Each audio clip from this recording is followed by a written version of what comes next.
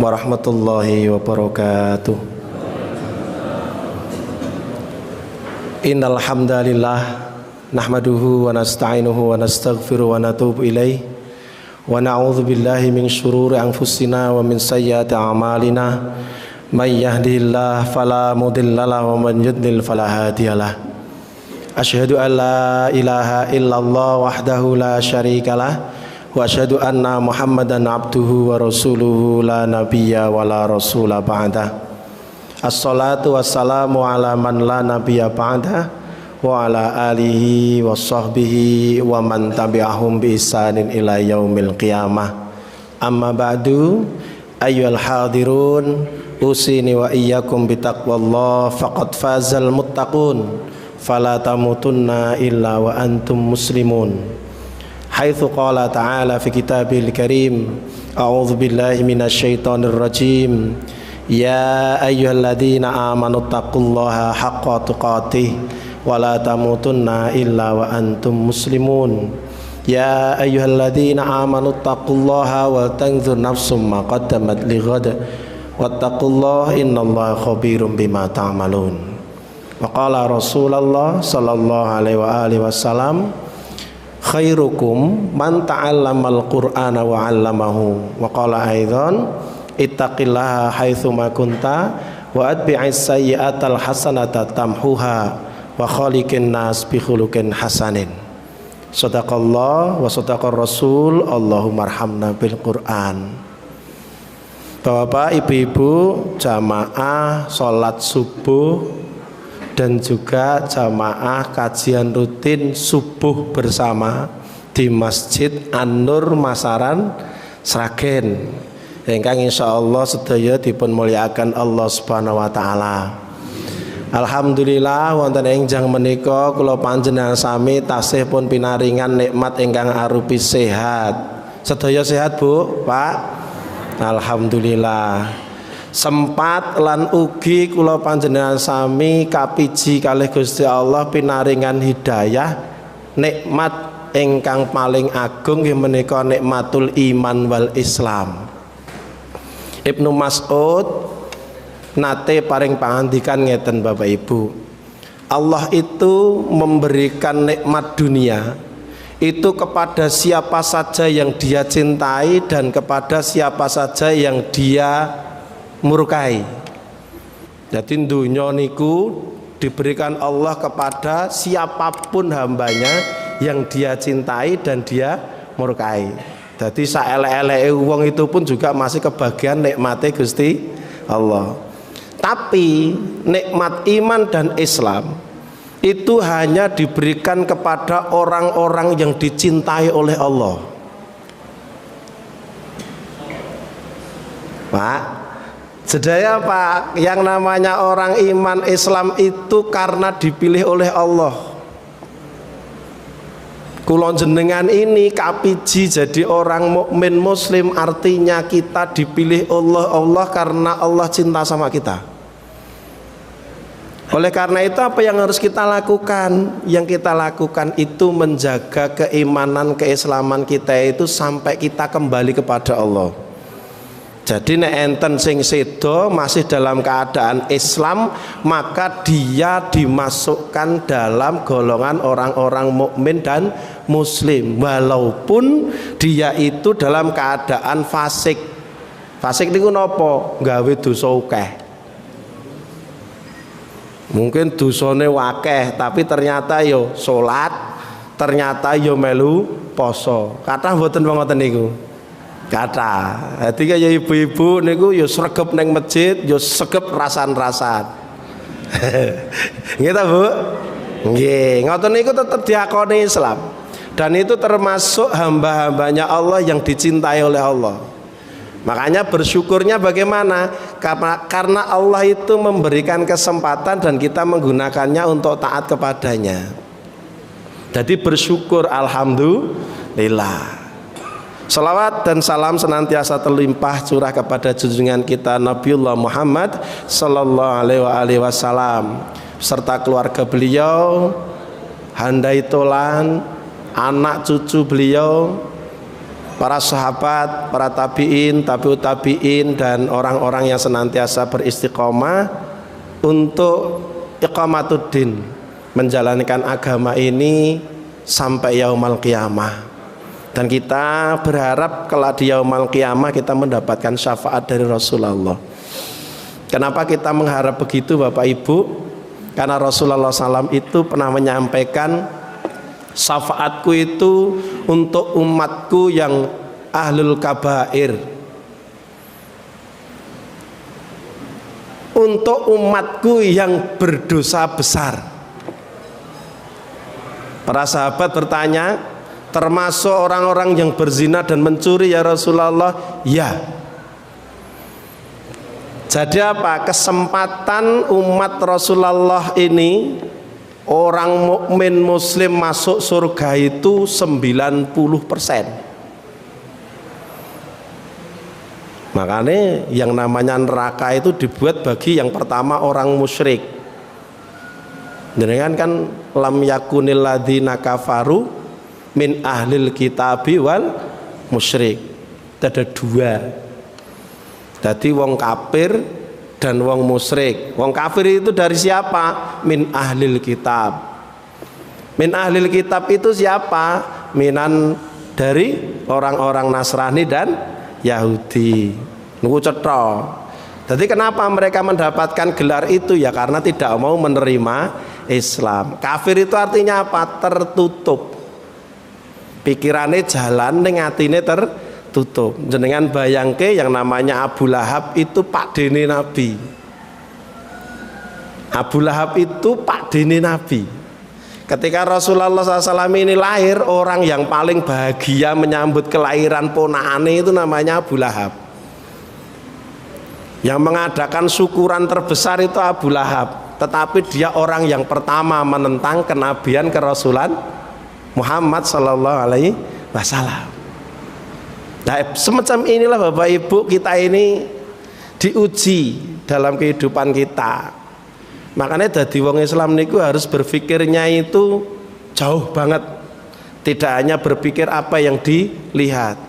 Karena apa? Karena Islam itu agama yang miliknya Allah, yang diturunkan oleh Allah. Jadi aturan-aturan Islam itu sebetulnya adalah aturan-aturan dari Allah. Supaya bisa dipahami Bapak Ibu oleh manusia, maka Allah mengutus Nabi dan Rasul untuk menyampaikan aturan-aturannya. Kenapa kok begitu Bapak Ibu? Karena apa? Sejak awal diciptakan manusia, manusia itu dikasih tugas sebagai khalifah. Khalifah niku napa? Pemimpin. Piye carane mimpin? Piye carane memanage? Itu tugas manusia. Sak pinter-pintere kambing Bapak Ibu, makeme itu rumput bener. Tapi jenengan tidak akan pernah menemukan sing jenenge kambing itu nandur suket, itu mboten enten. Kenapa? Karena kambing itu bukan khalifah. Tapi kalau kita jangankan hari ini, jangankan cuma besok, anak sing urung tentu teko 30 tahun niku jenengan wis nyiapke, mulai nabung sekarang. Sok ben nggo sekolahe, sok ben nggo kuliahe, sok ben nggo ngrabekne, sok ben nggo nambahi gawe omahe, sok ben nggo goleke gawean. Leres to? Nah, ngoten niku sing saged ngalih ngoten niku kira-kira menungso napa liyane? Menungso. Makanya menungso niku diarani wong sing seneng galau. Manusia itu diciptakan itu karena seneng galau, pikirannya kedawan. Makanya wong galau niku amarga nek mikir dunyane dawan. Padahal jatahe menungso niku ya nek engko isih urip. Nek ora. Makanya orang yang paling bahagia dalam Islam itu orang yang hari ini bisa makan, orang yang hari ini perutnya kenyang. Menurut Rasulullah sing sugih ya wong-wong kuwi, ora kok mikir 30 tahun meneh, kaya suwe-suwe ya wae. Nggih ta, Bu? Dan orang yang paling bahagia itu ya yang begini ini Bapak Ibu. Orang yang di detik itu, menit itu berada dalam ketaatan kepada Allah, itu paling seneng. Ya mung masalahe Kadang kita taat itu rung iso ngrasake senenge, rung iso ngrasake legine gitu lho. Dadi salat iki kaya beban gitu lho. Kalau kita bisa menikmati sholat, mbok jenengan arep sholate cepet, arep rodok cepet, arep alon-alon, sing penting niku jenenge sholat. Kadang kan kita iku nyalahke sholat kok cepet teram. Lah sholat cepet itu asal napa mboten to, Pak? Kalau tak tanglet jenengan. Sholatnya cepet, asal mboten? Asal. Lho sholatnya kok suwe banget, asal mboten? Lah wong suwe banget itu kok cepet ora itu? Mau neng Al-Quran enten 114 surat, nek suwe ki amarga Al-Baqarah, Ali Imran, Al-Maidah, An-Nisa kan ngoten. Nah nek sing cepet kulhu, Binas, Falak, Inna Atoina, lah niku padha surate napa mboten? Padha. Lah nek jenengan kok ndelalah seneng sing dawa, ora usah ngomentari sing cepet. Sing cepet nek kira-kira pengen golek salate cepet ya golek imam sing bacaane kulhu binas falak. Ning ora usah saling mengomentari karena dua-duanya ini disebut dulu. Ada salah seorang sahabat itu nek ngimami iki bacaane kulhu wae. Rakaat pertama kulhu, rakaat kedua kulhu, itu berkali-kali sampai saya sing pradul sama Kanjeng Nabi, ya Rasulullah fulan itu kalau ngimami ini bacaannya mong kulhu. Dipanggil, kenapa kamu setiap ngimami kok bacaannya kulhu? Karena saya sangat mencintai ayat-ayat di dalamnya. Di situ sifat-sifat Allah itu mutlak. Apakah Rasulullah duka? Enggak. Tapi suatu ketika Mu'adz bin Jabal radhiyallahu anhu ngimami. Imam ini rakaat pertama Al-Baqarah, rakaat kedua Ali Imran. Lah sing pedagang mampir arep melu salat, mufaraqah, misahkan diri, menyelesaikan salatnya. Selesai salat dikatakan kayak munafik, kayak wong salat rong rampung kok wis rampung.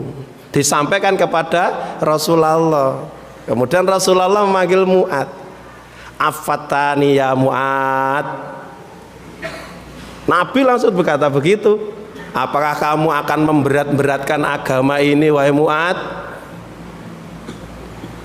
Nabi itu menegurnya sing salate kesuwen Bapak Ibu. Ini kan dadi pikiran ini.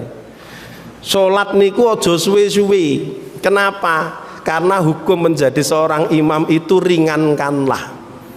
Suatu ketika Rasulullah menyampaikan bahwa aku itu adalah orang yang paling seneng sholat, orang yang paling seneng sholat, pengen kuki suwe banget. Tapi ketika aku jadi imam dan aku mendengar anak kecil menangis, maka aku percepat sholatku. Ngoten Pak. Jadi nek enek wong salate cepet ya alhamdulillah karena masih muslim mukmin. Nek enek wong sing salate suwe ya alhamdulillah mukmin dan muslim. Kenapa? Karena saat ini kita itu dibenturkan Bapak Ibu. Seakan-akan sing dawa kuwi luwih bener timbangke sing cendhek. Leres apa mboten? Dadi nek enek sing cendhek rumangsane sing dawa kok salat kok cepet teram. Padahal rumangsane sing cepet salat kesuwen kuwi ya masalah. Nggih ta?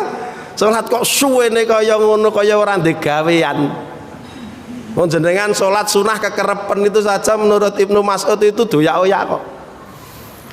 Ibnu Mas'ud itu tahu ada orang yang salat duha setiap hari diparani, diseneni kok. Apa rumangsamu salat duha hukume wajib?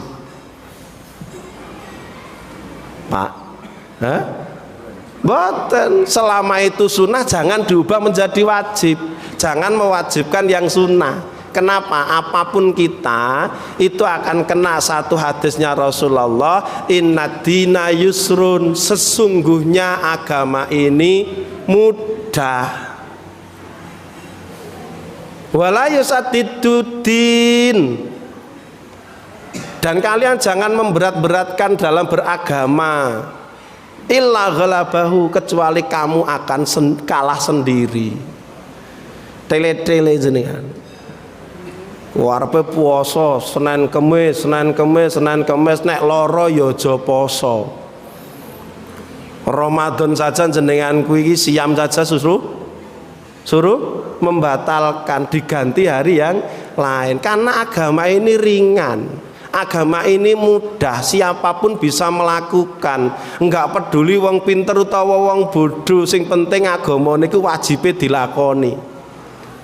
Salate wong bodoh karo wong pinter niku gerakane sama. Bahkan nenek sholat rubuh-rubuh gedang itu diakoni sholat coba orang penak coba. Jadi Allahu Akbar raisa al-Fatihah ya mung bismillah bismillah bismillah bismillah kuwi iki iso diarani sholat karena ketidaktahuan. Gitu Pak Bu. Jadi kita tidak boleh menjadikan agama ini sebagai sesuatu beban. Kalau kita menjadikan agama ini sebagai beban, maka jenengan melihat yang wajib itu menjadi sesuatu yang sangat berat. Nek ra percaya jenengan mang persani di masjid jenengan masing-masing.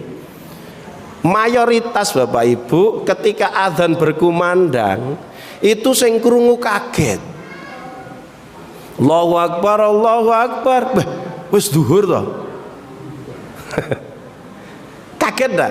Kalau kaget berarti dia tidak pernah mempersiapkan diri. Artinya apa? Artinya agama kita dadi beban. Kalau itu jadi kebutuhan, nyun ngapunten, kebutuhan ini kaya jenengan. Delalah nyambut damel mulai jam 4 ora iso makan siang, kira-kira bawa bekal dari rumah ndak? Nah, itu karena kebutuhan. Sholat nggih ngoten, ketika kita sudah di subuh selesai, nanti jam 11 kita sudah siap-siap. Wah engko iki setengah rolas punjul sithik adzan zuhur. Bahkan sebelum adzan wis siap. Itu kebutuhan. Ini nek beban. Waduh Pak, kon sholat kok sholat jamaah, sholat dhewe wi lho godang. Nggih ta? Padahal sholat sendiri munfaridan maupun sholat jamaah itu sing penting mung dilakoni sholate. Sing beda niku napa? Fadilahnya. Sholat dhewe kuwi mung etuke siji, sholate jamaah dapatnya 27. Jenengan pilih yang mana? Aku pilih sing siji, itu pilihan jenengan. Ya mung urusane nek etukmu mung siji-siji iki engko mlebune swarga ki ora cepet. Karena apa? Yo nek ketompone siji, lha mek 0, piye? Wong niku salat ki kusuk karo urane ki kerep urane. Nggih ta? Dadi nek jenengan kok pengine dhewe itu juga pilihan. Aja nganti jenengan nyalahke. Wong sing penting ki salat itu aqimis shalah. Sing wajibke ki ya sapa ngono lho jamaah. Jenengan buka semua kitab ulama-ulama itu, di situ disebutkan hukum sholat berjamaah itu muakadah. Ojo diwajib nih, malah jadi syarat sahnya sholat jamaah. Lah sing sholat nang omah ora diakoni. Terus sing mlebu swarga terus sing nang masjid tok. Mesake wong jaman nang Mekah mbiyen. Enggak Bapak Ibu, yang namanya sholat jamaah itu karena ada perbandingannya, maka hukumnya muakadah, sangat dianjurkan. Nah sangat dianjurkan berarti mendapatkan nilai lebih, dapatnya 27 derajat. Itu nek sempurna. Sempurna itu dari mana? Dari rumahnya. Jadi wis disiapke wudune sempurna, alon-alon ora kesusu, ora mung piuk-piuk-piuk ngoten tok. Tapi ya dilap barang, tangane ya kok niki lho. Wudune iku dari sini ke sikut, bukan dari sikut dikekne nggon keran ngoten niku. Tapi dari sini ke bawah diubengke. Dari sini ke bawah diubengke. Ora kok ngene-ngene. Wow, kok ngene. Jadi ayat itu dari sini sampai sini. Nah niki diubengke disokke mriki lho. Makane ngirit banyu. Nek wong ra mudeng mesti sikute sik dikekne kran terus diosok-osok ngeten. Leres mboten? Nah itu yang keliru, yang betul itu dari atas ini jari-jari diturunkan sampai sikut diubengke disokke sret rampung. Kaki nggih ngoten, kaki itu dari bawahnya naik sampai Ka'bain, sampai napa niki? Mata kaki. Nek sak ndhuwure itu ora. Menurut pendapat Imam Syafi'i, semakin banyak kena air wudu maka semakin bercahaya kelak di yaumul kiamah. Itu pendapatnya Imam Syafi'i. Nek urutane pokoke sak ndhuwure polok niku napa? Mata kaki. Ora kudu dibuka sak dengkule kita lah, nek ibu-ibu malah medeni minggu. Ngaten nggih, ini pengetahuan mengapa Islam itu mudah, karena bisa dilakukan oleh siapapun Bapak Ibu. Tur hukumnya dalam Islam itu sudah sejak awal pasti berbeda. Karena Rasulullah itu menyampaikan poin-poin pokoknya. Contoh sholat, shollu kama ra'aitumuni usolli. Sholatlah kalian seperti kalian melihat aku sholat. Pertanyaane, jenengan pirsa Kanjeng Nabi sholat kapan? Wong dawuh niku, pokoknya sholate kuwi kaya kalian melihat aku sholat. Melihat itu langsung napa tidak langsung? Langsung. Pertanyaane, 1400 tahun yang lalu sampai sekarang awake dhewe niku tahu roh-roh Nabi sholatnya seperti apa? Ndak tahu. Tahu kita dari contoh orang-orang sebelum kita. Nek kula king bapak kula, nek jenengan king bapake jenengan, nek pake jenengan sholatnya meragukan, mesti di pondokne kaya sholatnya kiyaine. Makane sedakepe beda. Kiyaine beda, sedakepe beda. Enek meneh gandeng neng kono ku enek tulisan muni usoli, arep salat ki muni usoli ngono. Jadi arep salat usoli karena hadise muni usoli. Lah awake dhewe ki beda, Pak. Sedekap ki takbiratul ihram ada yang begini, ada yang begini. Leres mboten? Nggih ta?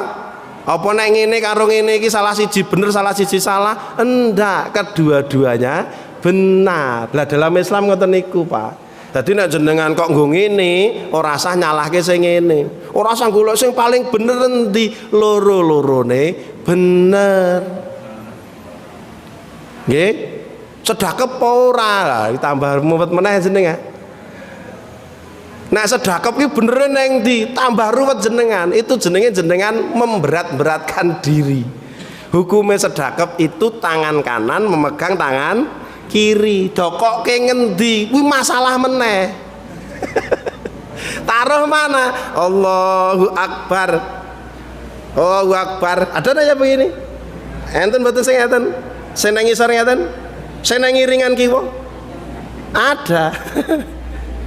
Karena kiyaine beda-beda, ustadze beda-beda, penafsirane dewe-dewe, maka orang itu pasti melihat gurune.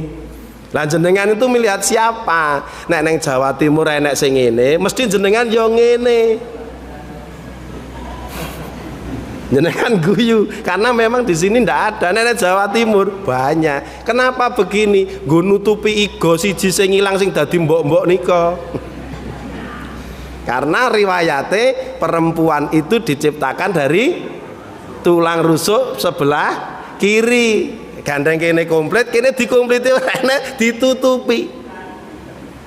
Itu pendapat. Dan di 4 madhab besar, dari Hanafi, Maliki, Syafi'i, Hambali, itu tidak ada yang menyatakan setelah takbiratul ihram ki dokok ngendi.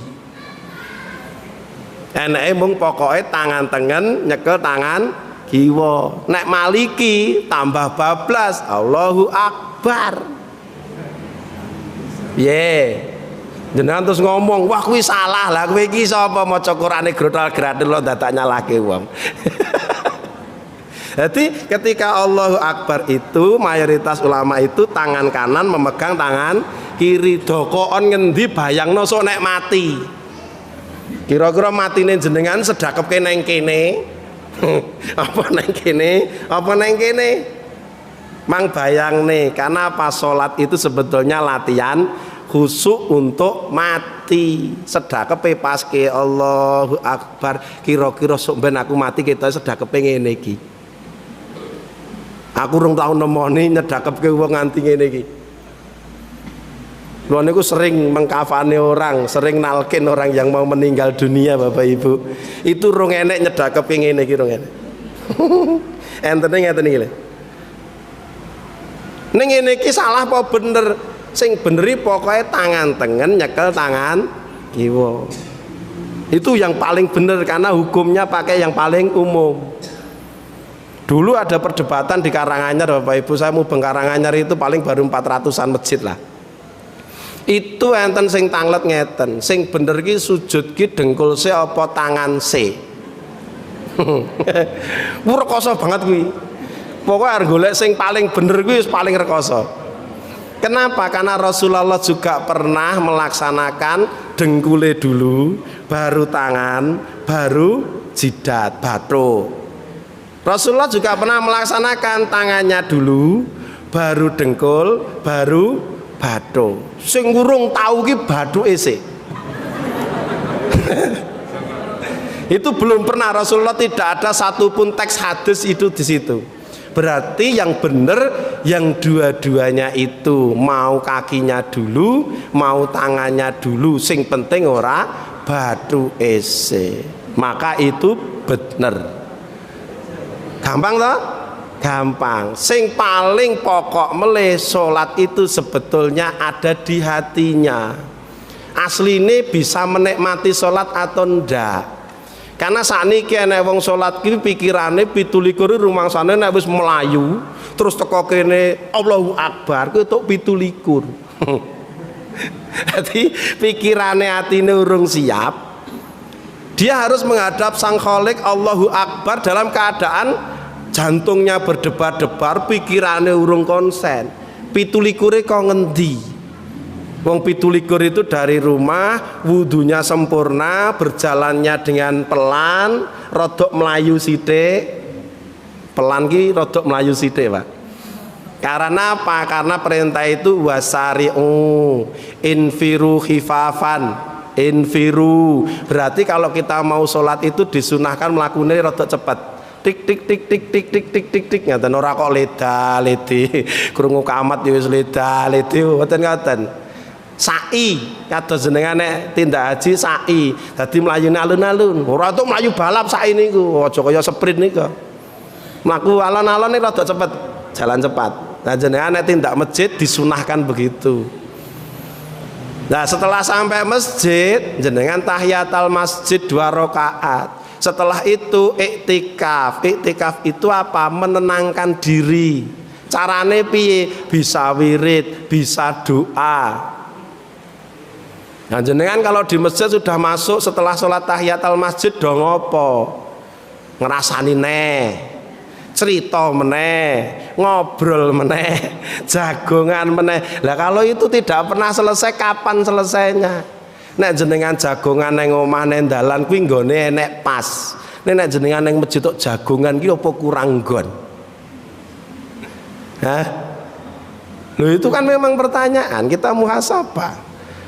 Lah nanti kalau sudah selesai sampai imam assalamualaikum assalamualaikum masih ada tartib setelahnya.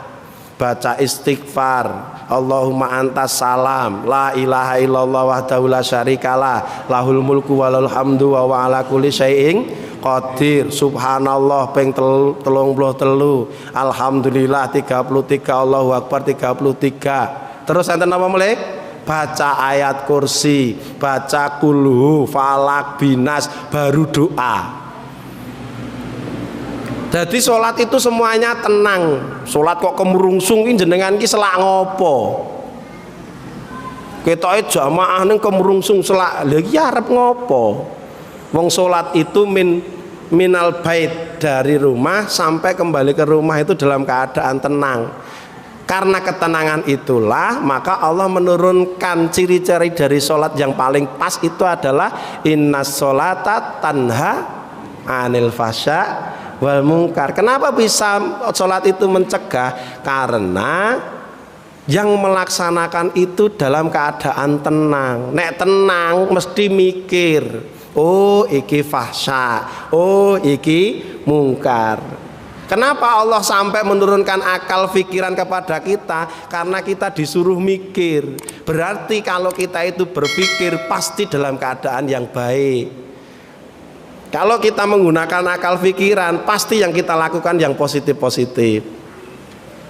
Nek jenengan kok jarang berpikir, berarti jenengan urusannya hawa nafsu. Contohnya ngeten, orang itu melihat sesuatu lah, katakanlah enek wong. Dulu para sahabat sedang mendengarkan Rasulullah menyampaikan apa seperti kita halakoh. Enek cah nom liwat arep goleke pakan untane, pakan dombane. Orang gagas pokoknya melayu ndelujur ngono tok ning arepe. Para sahabat nesu. Ngerti Kanjeng Nabi neng kene kok mlaku mung nyaknyuk wae. Apakah Rasulullah itu ngewangi sahabat? Enggak. Yang ditegur para sahabat, jangan begitu karena kamu tidak tahu hajat dia mau apa, mungkin lebih penting. Dan kalau itu untuk kemanfaatan, maka dia lebih baik daripada kita. Artinya apa? Kita itu kalau tidak tahu hajat seseorang, jangan gampang berkomentar. Kenapa? Wong nek gampang berkomentar termasuk orang yang muflis kelak di yaumul qiyamah. Tiwas awake dhewe munggah kaji ping 7, salate rutin nganti sepuh nganti sedo disolatke, nggih ta? Poso nganti sakpole, infak bendina, tetapi ketika tidak bisa menjaga lisanmu, maka itu yang akan membuat kamu rugi kelak di yaumul qiyamah. Kenapa? Karena kamu menyakiti orang lain baik langsung maupun tidak langsung. Catetan ini enten. Dan seorang mukmin muslim itu percaya bahwa yang namanya kehidupan sejati itu setelah kematian. Di sana kita akan mendapatkan jazak pembalasan kita. Jangan sampai pahala yang telah kita raih dari harta benda kita, dari waktu kita, dari tenaga kita, didum-dum dengan orang yang kita sakiti. Jangan sampai. Kenapa? Karena dalil itu ada, Bapak Ibu. Hadis ini sahih. Rasulullah itu tanya kepada para sahabat, tahukah kalian siapa orang yang rugi itu? Para sahabat menjawab, orang yang dalam perdagangannya tidak mendapatkan keuntungan. Maka Nabi menjawab, bukan itu. Orang yang rugi itu adalah orang yang kelak di yaumul hisab datang kepada Allah dengan membawa pahala sholat, pahala haji, pahala puasa, pahala zakat, pahala infak, dan pahala yang lainnya banyak sekali, tapi dia menyakiti orang lain dengan tangan dan mulutnya. Maka pahala ini akan dibagikan kepada orang-orang yang dia sakiti. Kalau pahalane entek sementara ada orang yang belum mendapatkan jatah bagiannya, maka dosa dari orang itu akan diberikan kepada dia. Apa ora rugi itu? Nah, kula boleh dadi rada mbeling sithik ning ra tau ngrasani. Nek jenengan ampun wong niki sing rawuh sing sepuh ale sing rada enom iki kathah sing sepuh kok. Pun stop ngrasani, stop melakukan komentar-komentar negatif, stop ngurusi urusan orang lain. Fokus jenengan itu untuk kembali kepada Allah. Nek iso diusahakan kembali ini pas sujud di sini. Kalau jenengan subuh sudah rutin di sini, saya yakin dhuwur asar maghrib ngisaknya itu terjaga. Nenek subuh neng omah itu dhuwur asar maghrib itu insya Allah belum. Kenapa? Karena sholat subuh itu ukuran. Nek subuh wis gelem neng kene rutin, artinya sholat yang lain pasti insya Allah rutin. Ngoten Bapak Ibu. Dadi wong Islam ki aja nganti gampang nyalahne orang lain. Terakhir saya matur jenengan, nanti di rumah dibuka surat Az-Zumar ayat 73. Jenengan pun hafal. Percayalah bahwa kita nanti akan masuk surga itu rombongan, bareng-bareng. Nanti dibuka. Nek bareng-bareng artinya apa? Dalam satu majelis, dalam satu komunitas, dalam satu ormas, dalam satu persyarikatan, jadikan hatimu sebagai yang tertaut, bukan kepentinganmu. Nek atine pun tertaut, nek enek kancane ketok melenceng mesti diomongi. Nek enek tanggane soreng ning masjid mesti diajak. Ngopo kok ora gelem nang masjid? Ora gelem nang masjid ya amarga ora enek beras. Takmir masjide ngetokne beras, duit infake ditokke tuku beras, digawa nang nggone jamaah sing ora tau nang masjid. Nek mbok kei beras nanti insyaallah dia akan menjadi mudah untuk datang ke masjid. Digalakkan lagi, nek kira-kira jamaah infak uang itu sudah rutin, tambahi infak beras. Setiap subuh, malam atau ahad pagi begini bawa ke masjid sak gelas wae. Klumpukke ning pojokan panitiane ben sing ngadai. Nah nanti setelah ba'da subuhan itu bisa kita berikan kepada jamaah yang membutuhkan. Sudah saatnya masjid sebagai pusat perubahan pelayanan. Masjid rasa dikunci digembok. Pangko nek ilang piye, berarti sing wakaf, sing infak ganjarane wis itu. Malah membuka kesempatan wakaf infak yang lain. Jadi cara berpikir ngoten. Kula teng Lalung teng Gondosuli saya sampaikan buka masjidmu 24 jam. Pak lah niki kok tak infake ilang, alhamdulillah. Kenapa kok alhamdulillah? Berarti infak di dalamnya segera digunakan oleh orang lain dan pasti membutuhkan. Nek ra butuh ora mungkin nganti nyolong. Kadang takmir masjid juga harus bermuhasabah. Ngopo nganti dicolong amarga ngetoke dit infake rada wangel. Nah percaya ora niku? Enten mboten takmir masjid nek dikei kon nggo kegiatan iki malah bulet wae. Kathah. Wong cirine masjid niku nek makmur, infake niku nol kok. Kadang minus kok. Anur niki kita impun ngoten niku. Numpuk kese. Jadi kita ini akhirat Pak, kita tujuan kita. Dunya niku mung gojekan mawon. Wong umpama niki kula kei PR, jenengan ning swarga lak pengin ta? Pengin ta Pak Bu? Pengen. Pertanyaane nek ning jero swarga arep ngopo ndang? PR niku nggih. Wong kula diweling aja suwe-suwe 40 menit wae nggih. Jam 5 punan. Karena habis ini kula ngisi teng Balai Muhammadiyah. Kula dari Karanganyar, PDM Karanganyar. Bapak Ibu, kita yuk merubah konsep pikiran kita. Selama ada orang sesama muslimnya mbuh klambine ki Muhammadiyah, mbuh klambine NU, mbuh klambine MTA, mbuh klambine abang, kuning, jambon, ireng, lorek-lorek, pink.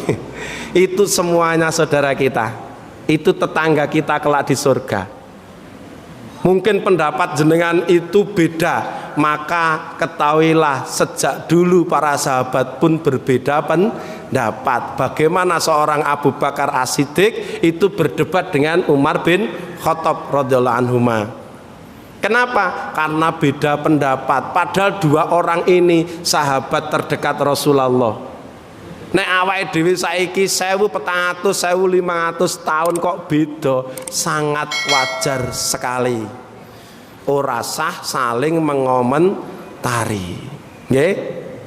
Pak, Bu, Ibu-ibu, Bapak-bapak, kalau enek wong katokan kok ora cingkrang, ora sah dirembuk.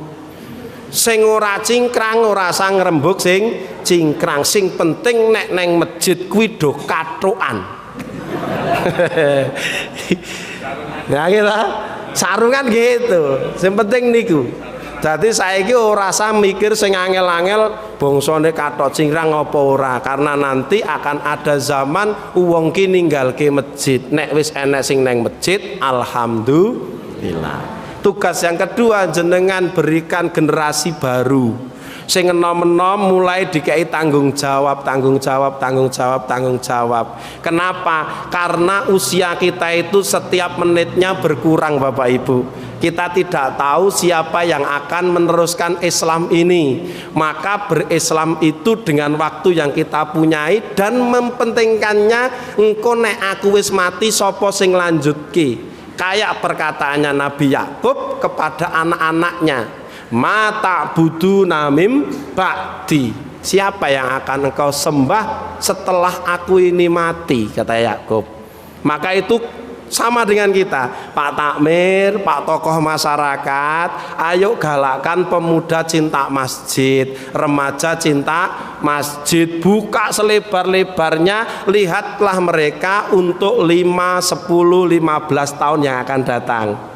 Islam harus ada, Islam harus tetap eksis di sini dan dimanapun. Oleh karena itu tugas takmir itu tidak hanya sekedar nyiapke adzan, tidak hanya sekedar nyetel ngajine Arab Jumatan. Tugas takmir menyiapkan generasi sopo sing arep neruske kepengurusan masjid ini biar cepat semakin makmur. Ngoten nggih? Beda nyantai nggih. Kula Muhammadiyah, Pak. Saya Muhammadiyah. Dan insya Allah sampai mati saya Muhammadiyah, karena memang di situ saya sejak sperma saya Muhammadiyah. Bapak ibu saya itu ketua ranting Muhammadiyah dan satu ketua ranting Aisyah. Anaknya jadi PDM. Kan ya wis cucuk wong tua kula. Dan di sini tugas kita berat, Bapak Ibu. Saya mubeng hampir 400-an masjid di Karanganyar. Saya hanya beberapa kali di Sragen saya menemukan sebuah satu anomali. Anomali itu sesuatu yang aneh. Ketika umat Islam ini tahu yang namanya panggilan adzan hayya 'alas shalah hayya 'alal falah, mereka tidak mau mendatangi. Ini aneh. Kenapa aneh? Saya survei, saya tanya kepada anak-anak, "Le ngopo kowe ra gelem nang masjid?" Siji, nang masjid iki nggih ben diseneni. Nomor loro, ndelalah bocah iki ora ndek ilmune, salate gojekan, takmire ngamuk, ngebuki, ngamplengi, gajuli. Dia bersumpah sampai mati aku ora gelem nang masjid. Kenapa? Karena yang paham tidak mau berlapang dada. Bocah gojekan ki amarga ora mudeng, Pak. Wong kadang sing gojekan ya sing tuwek kok. Nggih to? Enak cah cilik rame salat to, khusuk rasulut jenengan salat, karena memang cah cilik niku kudu gojekan. Ora enek, Pak, cah cilik salat khusuk kok ora enek. Wong sing tuwek wae ora enek apa meneh sing. Jadi cah cilik-cilik itu diundang ke masjid, biarkan mereka bermain. Nah, ben bermainnya terfokus, cari permainan yang pojokan dikai bal cilik-cilik kae, dikai ayun-ayunan, nek perlu dikai gudir apa tuh? Ya makanan lah, kacang apa diweling. Dek, nanti ndak usah masuk masjid dulu ya. Kamu main di sini sambil lihat bapak-bapak, ibu-ibu itu sholat. Kamu nanti ndak ganggu, kamu mainnya di sini ya. Insya Allah anak-anak paham dengan perintah itu. Nanti tidak perlu enek beberapa orang sing nunggoni guru-guru TPA kuwi salate keri. Lupa sholat kan yang paling afdol awalu waktu ya. Iya, ngurusi bocah ben orang ganggu ya penting. Engko salate kono wong loro karo salate jenengan wong 100, padha ra jenenge jamaah. Imame siji napa?